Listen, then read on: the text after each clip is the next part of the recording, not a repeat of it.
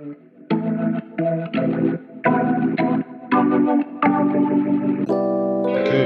what's going on, people? Welcome back to the channel. I hope you guys are good. It's been a while, but I'm back for another weekend roundup. I had to do this one after Liverpool lost, after Man United lost actually 7-0 to Liverpool.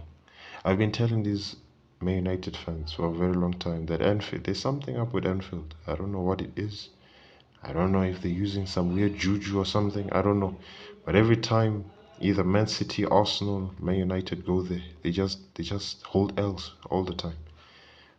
Yeah, I don't think this video will be tactical. I think this video today, this roundup will just be vibes basically. Yeah, I just didn't expect 7-0 because going to the game, I thought Ten Hag was gonna play Rashford in his normal position where he's been scoring most of his goals. But this game, he just decided to play him as a number 9. I didn't understand it because I was thinking Trent against Rashford today would have been perfect, especially on the counter attack. But then he played him as a number 9 against Virgil van Dijk and Konate. What did you think was going to happen? Yeah, watching the first half, I was like, nah, Man United are in this game. They're in this game. Second half, I, I don't know what happened. How do you concede 6 goals in the second half? How do you explain that? But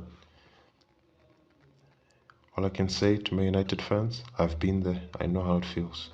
Yeah, I mean, losing 7-0 is not ideal, but thing is like, how do you bounce back from this? That's the question. Because this isn't the first time that Man United have been beaten like this. They lost, 6-3 against Man City, 4-0 against Brentford, now 7 against Liverpool. Yeah, I don't know now. And I think, in my opinion, I think Ten Hag is to blame for those tactics. I mean, playing Rashford as a number 9, and maybe you could say, I've heard some people say that maybe Casemiro and Fred were fatigued. Maybe, I don't know, perhaps. Man United have pretty much woken Liverpool up, have now kick-started their season again. Now, most people think that Liverpool will get top 4 now, after that result. Because now, that's a massive boost in my opinion. And I don't think Tottenham have been looking good lately. So I think this is a fantastic opportunity for Liverpool. I didn't think, because in my head I was thinking that no, today, maybe if Man United win today, then officially they're in the title race. But 7? Nah, 7, that's embarrassing, man. How do you even explain that? How do you explain that? And I'm telling you right now, as an Arsenal fan, I enjoyed it, if I'm being honest. I tried to make these videos, you know, I try not to be biased with these videos, but how can I? You know, I'm an Arsenal fan, and Man United just lost 7-0. Yeah, of course I'll be happy. Of course I'll be making fun and making jokes. But 7-0. I've got no tactics, honestly. The only tactic I have is the fact that Rashford plays as a number 9, and this Weghorst, what is his name? I don't even know his name. Weghorst. How do you play that guy as a number 10? I don't understand. Man United fans have been telling me that he's good in the 10. So where does Bruno play if he plays in the 10? Does Bruno play off the right? What's happening? Do Man United play with 2 10s? I'm confused. Because they're telling me that Weghorst is playing as a deep line number 9, or I don't know. Today he was anonymous today, man. I've never seen Casemiro dominated like that. Dominated like that. That's crazy. But it is what it is. Now, moving on to Arsenal. That game. Arsenal need to stop doing this to me, man. As an Arsenal fan, bro, I have to keep saying it until people realize I'm an Arsenal fan. Some people don't know that I'm an Arsenal fan. Yeah, they're shocked when I tell them I'm an Arsenal fan. But Arsenal need to stop doing this. Like, that game should not have been that difficult, actually. But credit to Bournemouth. They came with their tactics. It worked. Yes, time wasting, but the time wasting is part of the game, I think. Yeah, they would have done it to any other team. I don't, especially for the position they're in. I expect them to time waste. But at Arsenal, like in this game, one of the fastest goals I've seen and one of the latest goals I've seen in a game. It's crazy because when I looked at the goals, I was like, it's 2-0. I even wanted to switch off my TV. I even wanted to stop watching the game when I could see that it was like the last corner kick of the game. And then Nelson, I think it was poetic. Nelson coming back from injury and struggled, man. I think before all his injury issues, he was even considered to be on the same level as Sancho in terms of talent, in terms of creativity, in terms of potency as an attacker. And hopefully he stays fit and we get to see Nelson improve and improve. I'd like to see him against Lisbon in the Europa League. Again, on tactics, Arsenal approached it the same way. I just think Bournemouth were just clinical today, I think. And I think Ramsdale had a fantastic save in the first half. And I think if they had scored 2 in the first half, who knows what could have happened in the second half. They would have pretty much just packed the bus the whole game second half. Yeah, so the more and more Arsenal play, the more and more they look like winning it. I mean, yeah, that's on the Arsenal side. I think great win, great result. A bit risky, a bit a tricky game. But I think Arsenal should maximize their points in March, because in April it gets a bit tricky, it gets difficult.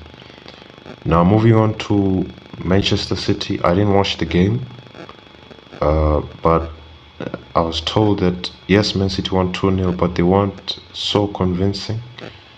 They won 100%, but I mean that's how you know that they are experienced, they are champions, because they win even if it doesn't look good. And 2-0, in my head I was thinking, yeah, it was an easy game for them. But apparently Newcastle missed a lot of chances, missed a lot of sitters, but it's Man City. They struggle with the game.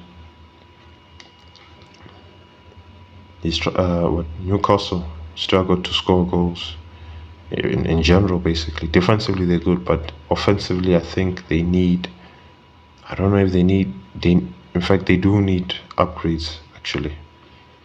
Now, I don't have much to say on Man City, purely because I didn't watch the game. I don't know. I don't think looking at statistics alone is enough to judge a game, because sometimes statistics can be deceiving if you don't really watch the game. But on face value, I think that was a fantastic win for Manchester City, and it also applied pressure on Arsenal. And I don't think Pep Guardiola is gonna let Arsenal win this league that easily. But we'll see. We'll see. Now, moving on, Tottenham Hotspur. Again, in fact, the only games I watched this weekend were Man United and Liverpool, and Arsenal, Bournemouth. I didn't watch the other big 6 games. Tottenham lose again. I think what Tottenham is now, the way I view Tottenham now, I'm not from London. I don't know the rivalry that of North London. I dislike Man United more than I dislike Tottenham. Yeah, Tottenham, I dislike them because it's an Arsenal thing to do. That's the only reason. But Man United is a team I dislike more. But with Tottenham, I think, how do you solve such a team? That's the question. Because now you can fire Conte, but that's not going to change much. The issues with the hierarchy, the issues with the owners, the board. So now if Daniel Levy, it's tricky. Maybe if Tottenham get Pochettino back and then give him a bit of money, who knows, he could do something. But at the moment, I don't think Antonio Conte is working. Tottenham just, any game I've seen of Tottenham, they look boring. I can't sit and watch their games, man. Those games drag on. Like, even their performances, like, they just don't play well. Basically, that's what I'm trying to say. They don't play well. Some of their players aren't good enough. So yeah, I think they might need a manager like Pochback. Yeah, that's pretty much the analysis on Tottenham. I don't have much to say on them. They lost 1-0 against Wolves. Yeah, man, I think Tottenham's inconsistency continues. One day they win, one day they lose. Yeah, it is what it is. Now, I'm forgetting one team. Oh yeah, Chelsea. Chelsea finally won a game. Yeah, I think they just need to build on this win.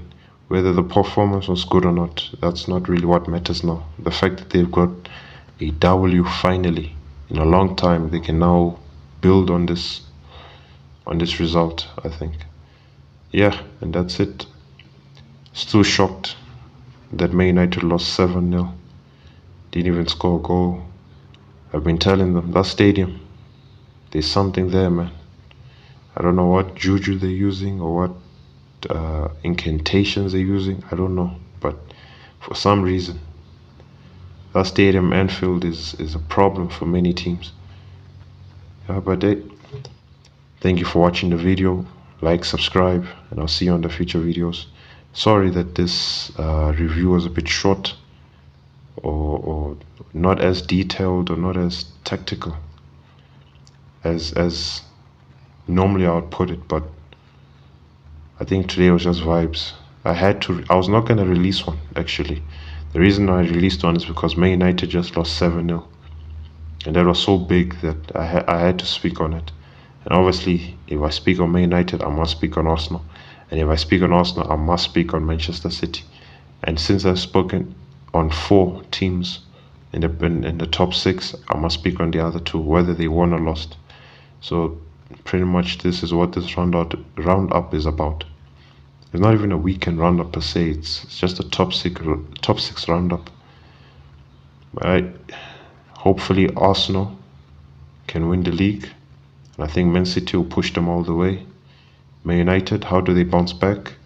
And will this result for Liverpool now kickstart their season for them to enter that top 4? And will Tottenham drop even lower and lower and lower and lower due to their recent performances? And will Chelsea now start clicking and having a style of play? We'll see in the future games. Thank you for watching. I'll see you next time.